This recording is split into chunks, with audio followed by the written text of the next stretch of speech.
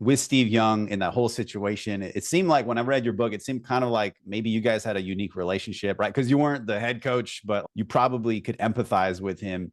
Is there a lesson about believing in yourself, maybe staying the course when you think back to that Montana Young situation that we can learn from? I try to convey, I use Steve Young as an example with a lot of backup quarterbacks and young guys that aren't getting their opportunity that they think they deserve.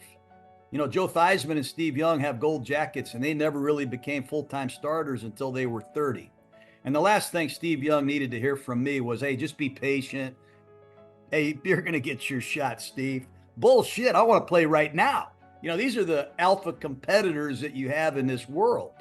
And I think the one thing I learned from Steve is my dad drafted Steve with the Buccaneers. My dad drafted him out of the USFL. He was the personnel director of the Buccaneers. And then Ray Perkins came in and he told my dad to get rid of him, trade him.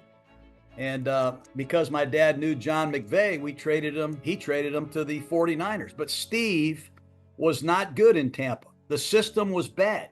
Then he went to the 49ers and he sat there just like I sat there as a quality control man.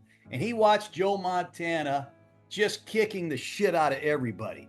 You know, throwing the ball to the tight end, Roger Craig, the receivers. Everybody was ball distribution, winning games. And Steve wanted to play for that offense. He's like, I don't want to get traded to the Bears, freeze my ass off, and get my brains beat in. I don't want to go to Detroit. I don't want to go anywhere. I want to stay right here. And he kept competing with Joe. And because of the salary cap, I think they could afford to keep those guys together, you see. And, you know, Bill Walsh, they believed in him.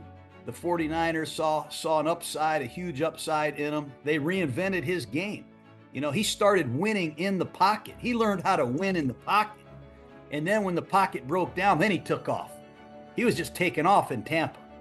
But anyways, there is a certain, I think, teaching lesson there, as you just said it with Steve Young.